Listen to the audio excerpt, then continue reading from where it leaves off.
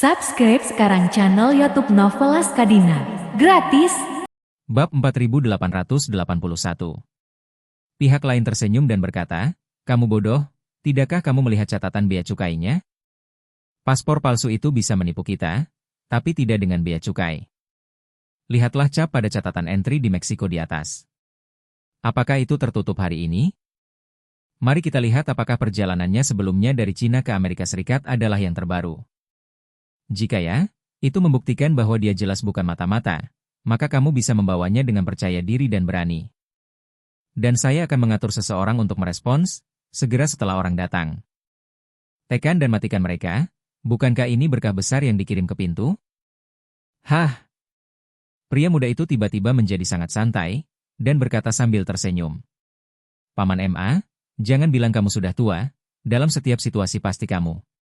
Pada saat ini, pemuda itu akhirnya menghela nafas lega. Setelah menutup telepon dengan gembira, dia berbalik dan berjalan ke arah Charlie dan Abren. Pemuda itu saat ini tidak tahu bahwa seluruh proses panggilan teleponnya dan laporan di atas didengar oleh Charlie dengan jelas. Di satu sisi, Charlie kagum pada kewaspadaan organisasi ini. Tetapi di sisi lain, dia tidak bisa menahan diri untuk tidak menghela nafas bahwa di hadapan kekuatan absolut. Perencanaan yang cermat dan tindakan yang hati-hati seperti itu tampaknya tidak ada artinya. Mereka sangat berhati-hati, tetapi mulai sekarang, tidak peduli seberapa pintar dan hati-hati mereka. Mereka tidak akan bisa lolos dari akhir kehancuran olehnya. Pemuda itu tidak tahu bencana akan datang, dia pikir Abren hanya beruntung membeli satu dapat satu paket gratis. Dia tersenyum kembali kepada mereka berdua, dan berkata kepada Charlie sambil tersenyum. "Keberuntungan Anda sangat bagus. Kami biasanya merekrut orang melalui proses yang ketat. Anda tidak hanya harus menyerahkan dokumen terlebih dahulu, tetapi Anda juga harus melalui pemeriksaan medis yang ketat untuk kemungkinan datang. Namun, kali ini kapal kita akan segera melaut, dan hanya ada satu kekurangan tenaga kerja. Jika Anda tertarik, Anda bisa datang untuk wawancara dengan saya. Tidak ada masalah dan Anda bisa pergi bekerja." Charlie berpura-pura bersemangat dan bertanya, "Lalu berapa gaji bulanan pelaut kita?" Pemuda itu tersenyum dan berkata, "Ini 5-6 ribu dolar sebulan. Tergantung detailnya. Performa Anda dan efisiensi menyelesaikan misi di laut." "Oke." Charlie mengangguk riang dan berkata, "Kedengarannya bagus, ayo kita lakukan dulu." Pemuda itu mengangguk dan berkata, "Ayo cepat, dari sini ke pelabuhan Ensenada. Masih ada sekitar 100 kilometer lagi." Keduanya langsung setuju. Jadi mereka membawa pemuda itu ke tempat parkir di luar bandara. Mereka bertiga mendatangi sebuah mobil pickup Chevrolet. Di pengemudi utama, seorang pria Meksiko sudah duduk. Pemuda itu menarik diri dari kopilot, menoleh ke Charlie dan Abren, dan berkata, "Ini adalah mobil perusahaan kami, dan pengemudinya adalah pengawal manajer umum perusahaan kami. Di sini tidak terlalu damai, jadi kita harus bergantung pada pengawal. Jangan lihat wajahnya. Dia tidak terlihat seperti orang baik, tapi sebenarnya dia adalah orang tua yang sangat antusias." Pria Meksiko itu memandang keduanya dengan senyum di wajahnya. Kemudian menepuk pinggangnya yang menonjol dan mengucapkan sepatah kata dalam bahasa Spanyol sambil tersenyum. Pria muda di samping menerjemahkan, "Dia bilang kamu diterima di Meksiko. Dan dia memiliki Glock 17 di sakunya untuk menjaga kita tetap aman." Charlie tersenyum dan mengangguk, dan Abren di samping tidak merasa ada yang salah. Kemudian dengan cepat berkata, "Katakan padanya itu adalah kerja kerasnya." Pemuda itu tersenyum kecil, saling menyapa dalam bahasa Spanyol. Dan berkata kepada keduanya, "Kalian berdua duduk di barisan belakang. Charlie dan Abren adalah satu. Kiri dan kanan masuk ke mobil dan duduk di barisan belakang." Dan kemudian pria itu keluar dari bandara.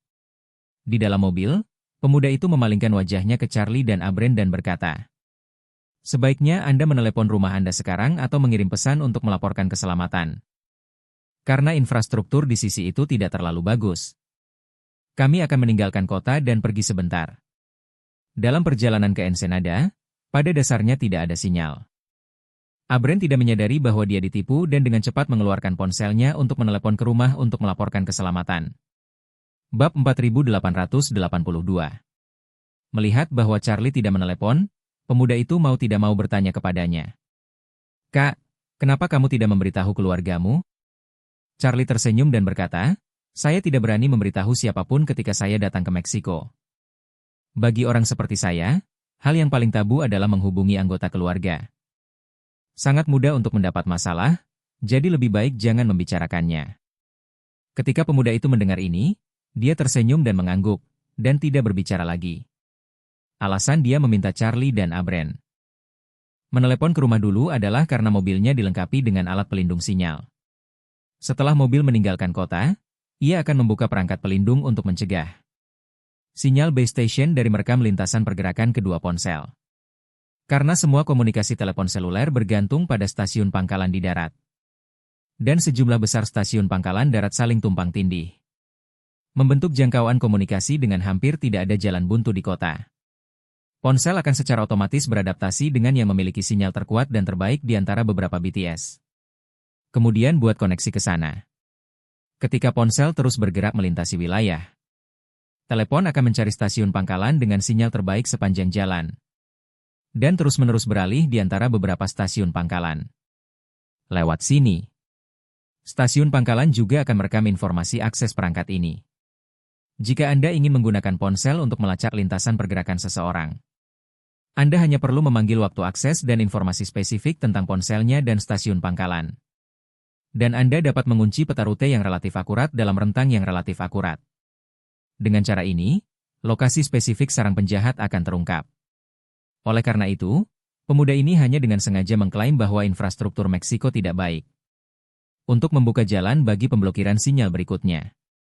Dengan vaksinasi dini ini, ketika keduanya mengetahui bahwa ponsel tidak memiliki sinyal, mereka pasti tidak akan merasakan sesuatu yang abnormal. Setelah penjemputan meninggalkan bandara, ia menuju ke selatan. Ketika mobil melaju sekitar 10 km jauhnya, pria muda itu diam-diam mengulurkan tangan dan menyentuh di bawah kursi penumpang, dan menyalakan saklar tersembunyi di dalamnya. Saklar ini adalah saklar daya perangkat pelindung sinyal. Setelah menekannya, semua sinyal dalam jarak 5 meter di sekitar mobil akan diblokir sepenuhnya. Tidak hanya tidak dapat menjawab panggilan tetapi bahkan sinyal satelit juga tidak dapat diterima.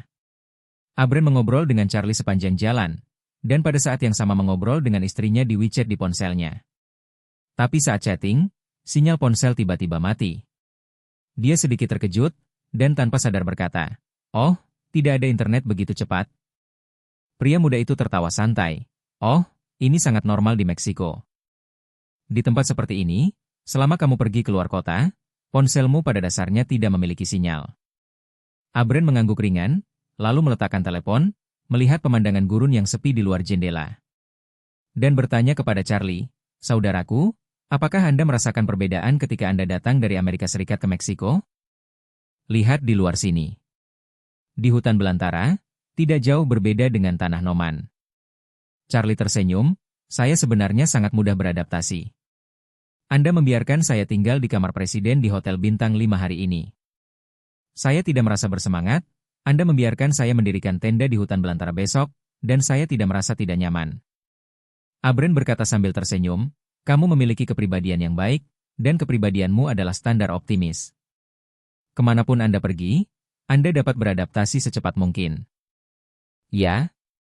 Charlie mengangguk dan berkata sambil tersenyum, "Aku sudah di sini selama bertahun-tahun. Saya tidak bisa mengatakan bahwa saya cukup tahu, tapi setidaknya saya bisa merasa tersanjung dan dipermalukan." Abren mengacungkan jempol dan memuji, "Kalau saja aku bisa sebebas dan semudah kamu." Saat dia berbicara, matanya melirik ke kejauhan. Ketika dia melihat sesuatu yang samar-samar di hutan belantara yang jauh, alisnya tiba-tiba berkerut. Segera, dia tanpa sadar mengangkat telepon dan mengutak-atiknya. Ekspresinya menjadi lebih bermartabat, dan bahkan sedikit gugup. Charlie memperhatikan perubahan Abren dari sudut matanya. Dia juga melihat Abren dengan hati-hati menatap orang Meksiko yang sedang mengemudi. Dan dia tidak bisa menahan diri untuk berpikir, pria ini, bukankah seharusnya dia menemukan sesuatu? Berpikir seperti ini, Abren mengangkat telepon, menekannya sebentar, menyerahkannya kepada Charlie, dan berkata sambil tersenyum, "Saudaraku, izinkan saya menunjukkan foto anak saya. Dia terlihat sangat tampan." Charlie melihat ke bawah. Tidak ada foto sama sekali di layar ponsel yang dia serahkan, tetapi sebaris kata, "Saudaraku, ada yang salah dengan pria ini. Kita mungkin tertipu. Bab 4883. Charlie terkejut ketika melihat teks di ponsel Abren. Dia tidak menyangka Abren bisa melihat masalahnya begitu cepat. Jadi, dia mengambil telepon, mengetiknya dengan tenang, dan berkata sambil tersenyum. "Oh, saudaraku, putramu sama sekali tidak mirip denganmu. Dia jauh lebih tampan darimu." Dia mengetik satu baris di atasnya. "Saudaraku, apa masalahnya?" Kemudian dia menyerahkan telepon itu kembali ke Abren. Abren mengambil alih telepon saat ini dan berkata sambil tersenyum. "Anak saya mirip ibunya." Saya katakan, "Jangan lihat saya tidak terlalu tampan. Istriku sangat cantik, tunggu sebentar, biarkan aku menemukanmu foto-foto kita ketika kita masih muda." Saat dia berkata, dia mengetik di ponselnya dan bergumam. "Oh, ada terlalu banyak gambar di ponselku. 20,000 hingga 30,000, dan agak sulit menemukannya." Setelah beberapa saat, dia menyerahkan telepon kepada Charlie dan berkata, "Ini, lihat, ini foto kita saat menikah. Tidak ada konsep Photoshop, tidak ada retouching gambar, atau kamera kecantikan apapun saat itu." Charlie mengambil telepon dan membaca sebuah paragraf besar yang tertulis di atasnya. "Kakak, orang yang mengemudi mengatakan bahwa tidak ada sinyal ponsel di sini. Tapi saya baru saja melihat sebuah tiang di hutan belantara sekitar 1 atau 2 kilometer jauhnya. Menara sinyal, meskipun terlihat samar, tetapi saya sendiri adalah seorang insinyur komunikasi. Aku bisa mengenali menara sinyal secara sekilas. Masuk akal bahwa bahkan jika peralatan stasiun pangkalan lama hanya berjarak 1 atau 2 kilometer. Sinyalnya padam, apalagi kalau tidak ada halangan selama belasan kilometer di sini. Bahkan lebih mustahil bagi sinyal untuk tidak mencakup kisaran ini, jadi saya pikir ini pasti salah." Charlie tidak bisa tidak mengagumi Abren ketika dia melihat ini. Tapi dia tidak ingin dia melihat semuanya dan gugup lebih awal. Agar tidak mengagetkan ular, maka dia berkata, "Kamu tidak perlu mengatakannya, kakak iparku benar-benar cantik ketika dia masih muda." Setelah mengatakan itu, dia mengetik garis di tangannya. "Apakah menara sinyal akan rusak? Hal semacam ini? Itu normal jika menara sinyal rusak, kan?" Abren mengambil alih telepon, dan sambil mengetik, dia berkata, "Ngomong-ngomong, aku punya anak perempuan yang sangat mirip dengan istriku. Aku juga akan menunjukkan fotonya padamu." Saat berbicara, dia mengetikkan baris kata lain. "Awalnya saya berpikir begitu, tetapi saya baru saja memeriksa perangkat lunak navigasi dan menemukan bahwa perangkat lunak navigasi bahkan tidak dapat menemukan sinyal satelit. Yang lebih aneh lagi, sekalipun infrastrukturnya buruk, bahkan jika sinyal dari menara itu memang rusak, tapi satelit di langit tidak rusak. GPS memiliki lebih dari 24 satelit yang bekerja pada 6 bidang orbit pada saat yang bersamaan. Bahkan jika Meksiko tidak berawak, ia masih dapat menerima sinyal satelit. Tapi di ponsel saya sudah mencari. Tidak ada sinyal satelit lagi. Yang membuktikan bahwa pasti ada semacam alat pelindung di mobil yang dapat melindungi komunikasi dan sinyal satelit pada saat yang bersamaan." Charlie tidak bisa menahan nafas ketika dia melihat ini. Seperti yang diharapkan, ada spesialisasi dalam industri seni. Perisai yang dipasang oleh pihak lain baru saja menyentuh bidang profesional Abren. Bakat di bidang komunikasi, jadi dia bisa merasakan sesuatu yang salah secara tiba-tiba. Tapi dia juga bisa melihat bahwa Abren adalah orang yang cerdas. Charlie takut dia akan bertindak gegabah, lalu dia menjawab di ponselnya. "Saudaraku, jangan bertindak gegabah, mari kita lihat." Bab 4884. Abren sedang terburu-buru, dan dia menemukan alasan untuk menunjukkan ponselnya dan menjawabnya. "Saudaraku, kamu tidak bisa menyeretnya. Bagi kita berdua, mungkin sudah terlambat untuk menemukan cara untuk melarikan diri sekarang. Jika kita menunggu tempat yang tepat, kita hanya bisa dibantai oleh orang lain." Charlie menjawab, "Kita tidak bisa melompat keluar dari mobil untuk melarikan diri, kan? Kecepatan mobilnya sangat cepat sehingga melompat keluar pasti akan membunuh kita. Jangankan mengendarai mobil. Orang tua itu memiliki pistol di tubuhnya. Bahkan jika kita melompat keluar dari mobil dan tidak jatuh sampai mati. Jika dia datang dan menembak kita pasti akan mati." Abren menjawab, "Tetapi ketika kita sampai di wilayah mereka, kami tidak akan memiliki kesempatan." "Ah, Bukankah itu akan disembelih pada waktu itu? Charlie menjawab, kami berdua miskin dan tidak punya apa-apa. Mereka jelas tidak berusaha menghasilkan uang dan membunuh kita. Mungkin mereka berencana untuk menipu kita agar menjadi tenaga kerja gratis di kapal. Mungkin, kalau begitu, selama kita berdua patuh, kelangsungan hidup kita seharusnya tidak menjadi masalah. Jika kita melarikan diri sekarang, kemungkinan besar kita akan mati di Meksiko. Meskipun saya mengatakan di mana Loes tidak dimakamkan, saya tidak ingin dimakamkan di tempat ini. Ketika Abren melihat jawaban Charlie, dia langsung memberontak. Dia tahu bahwa apa yang dikatakan Charlie mungkin benar. Dalam situasi ini, jika mereka ingin melarikan diri, mereka hanya bisa bertarung sampai mati. Namun, pada akhir pertarungan putus asa, ada kemungkinan kematian yang tinggi. Bagaimanapun, pihak lain sudah siap, dan dia memiliki pistol di tubuhnya. Jika dia menembak perselisihan, dia dan Charlie pasti akan ditinggalkan mati.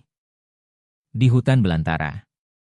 Lagi pula, Abren telah tinggal di Amerika Serikat selama bertahun-tahun. Dan memiliki pemahaman yang relatif baik tentang situasi di Meksiko. Tempat ini penuh dengan kelompok kriminal bersenjata. Jumlah penjahat bersenjata lebih dari jumlah gabungan polisi dan tentara. Di tempat ini, lebih mudah bagi kelompok kriminal untuk membunuh orang daripada mencuri sepeda di jalan.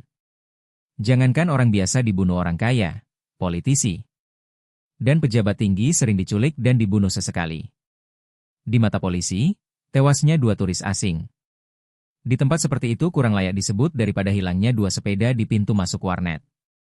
Memikirkan hal ini, meskipun Abren sangat gugup, dia tidak berani bertindak gegabah. Dia merasa bahwa apa yang baru saja dikatakan Charlie agak masuk akal. Karena keduanya terlalu miskin, tidak masuk akal bagi pihak lain untuk mengambil nyawanya sendiri. Jika mereka masih berpikir untuk menculik mereka dan meminta uang tebusan kepada keluarga mereka, itu bahkan lebih mustahil. Keluarganya sekarang benar-benar negatif, dan terus terang. Uang yang diperoleh istrinya tidak cukup bagi mereka untuk mengemudikan truk pikap ini dan menjemput mereka di bandara. Oleh karena itu, Abren merasa bahwa analisis Charlie harus benar. Dan kemungkinan besar mereka ingin menipu mereka untuk datang dan bekerja keras. Jika itu masalahnya, meskipun mungkin gelap, setidaknya nyawa mereka akan terselamatkan. Seperti kata pepatah, lebih baik hidup daripada mati. Seperti kata pepatah, jika Anda menjaga perbukitan hijau, Anda tidak akan takut kehabisan kayu bakar. Memikirkan hal ini, dia sudah pasrah dengan nasibnya. Dan pikiran tentang kematian dan perjuangan barusan benar-benar hilang. Dan kemudian dia mengetik di ponsel, dan berkata, "Aku benar-benar minta maaf, saudaraku, akulah yang telah menyusahkanmu." Charlie tidak gugup sama sekali, dan menjawab di ponselnya. "Di mana itu? Saya berinisiatif untuk datang. Dan jika ada konsekuensinya, itu tidak ada hubungannya denganmu, saudara." Bab 4885. Kemudian, Charlie berbaikan lagi. "Satu kalimat, saudaraku, jika kamu datang ke sini, kamu akan merasa damai. Untungnya, kita masih bisa berteman satu sama lain. Ini berkah atau kutukan. Kita akan tahu ketika kita sampai di sana." Abren benar-benar tidak menyangka bahwa perbandingan Charlie sebagai saudaranya, yang 10 tahun lebih muda, begitu tenang saat melihat masalah. Di bawah pengaruh Charlie, hati Abren tidak segugup sebelumnya. Tapi dia tidak bisa berpikiran terbuka seperti Charlie, jadi setelah menghapus semua teks, dia melihat keluar jendela sendirian, merasa bersalah dan bingung. Truk pikap yang mereka tumpangi, tidak berangkat ke kota pelabuhan bernama Ensenada sesuai jadwal. Tempat itu hanyalah kedok untuk orang bodoh. Bahkan, mereka berkendara ke tepi desa nelayan pesisir barat laut Ensenada. Masih ada lebih dari 10 atau 20 kilometer jauhnya dari Ensenada. Sebelum mobil pikap melaju ke perkampungan nelayan, sang sopir terus menatap kaca spion. Melihat ke kiri dan ke kanan, karena takut diikuti. Jadi dia sengaja memperlambat untuk melihat apakah mobil di belakangnya melambat.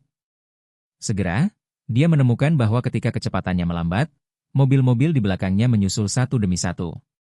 Dan tak satu pun dari mereka melambat karena perlambatannya sendiri. Menurut akal sehat anti pelacakannya yang dangkal. Dia pada dasarnya yakin bahwa tidak ada seorang pun atau kendaraan yang mengikutinya. Kemudian dia merasa lega dan membelokkan mobilnya ke desa nelayan. Hanya saja dia tidak tahu bahwa sejak mereka meninggalkan bandara, Ada lebih dari selusin kendaraan mengikuti satu demi satu dalam estafet. Secara bergantian, selusin mobil ini semuanya sangat berhati-hati, dan dia tidak melihat petunjuk apapun. Saat dia melambat, kendaraan yang bertugas melacak bagian jarak ini melewatinya secara langsung, tanpa memperlambat agar tidak menarik perhatiannya. Dan sekitar 1 mil di belakang, yaitu sekitar 1,600 meter. Sebenarnya ada mobil cadangan yang selama ini tidak terlihat. Secara membabi buta mengikuti semua jalan melalui perintah radio dari kendaraan estafet terus-menerus di depan. Karena mobil cadangan selalu tidak terlihat oleh pihak lain. Tidak perlu sering-sering menggantinya, maka Joseph mengambil mobil ini sebagai mobil komandonya. Setelah mendengar bahwa kendaraan melambat, mobil berhenti tepat di belakang 1 mil jauhnya. Dan kemudian tentara Front Cataclysmic di dalam kendaraan segera melepaskan drone fotografi udara kelas atas. Drone fotografi udara sipil semacam ini memberikan kerugian besar bagi Front Cataclysmic di Suriah. Sebelum itu, mereka tidak percaya bahwa sebuah drone berharga tidak lebih dari $1. Bisa diam-diam mengambil foto udara 500 meter di atas kepala mereka, memberikan pengguna pemandangan panorama dari semua gerakan mereka. Sejak Cataclysmic Front dibawa di bawah komando Charlie, ia telah membeli setidaknya 10,000 drone fotografi udara sipil dengan spesifikasi berbeda. Beberapa di antaranya bahkan bisa dilipat menjadi saku, dan bisa lepas landas dalam 1 menit jika perlu. Pada saat ini, mereka menerbangkan drone retak tepat di belakang mereka. Drone quadrotor yang retak ini dapat menembus batas pendakian 500 meter pabrik asli. Dan ia dapat dengan mudah terbang meskipun jaraknya 2 atau 3 kilometer. Selain itu, baterai yang ditingkatkan dapat memberikan daya tahan penerbangan setidaknya 50 menit. Dan lebih dari 1,5 jam kemampuan terbang. Dan kecepatan drone bisa mencapai lebih dari 60 km per jam. Oleh karena itu, setelah drone lepas landas, hanya butuh 1 menit untuk mengunci truk pick-up yang dikendarai Charlie di layar. Setelah itu, prajurit yang bertanggung jawab atas foto udara segera melaporkan kepada Joseph. Panglima tertinggi, posisi target telah dikunci. Dan mereka telah memasuki desa nelayan di sisi kanan jalan di depan. Joseph mengangguk dan berkata dengan ringan, sepertinya sarang mereka di tempat ini, kirimkan koordinatnya. Biarkan semua orang bergegas ke desa nelayan 1 mil jauhnya dari lokasi untuk bersembunyi. Diam-diam kelilingi desa, dan bersiaplah untuk memberi mereka seekor oriole untuk mengikuti sesuai rencana Tuan Wade. Di sisi lain,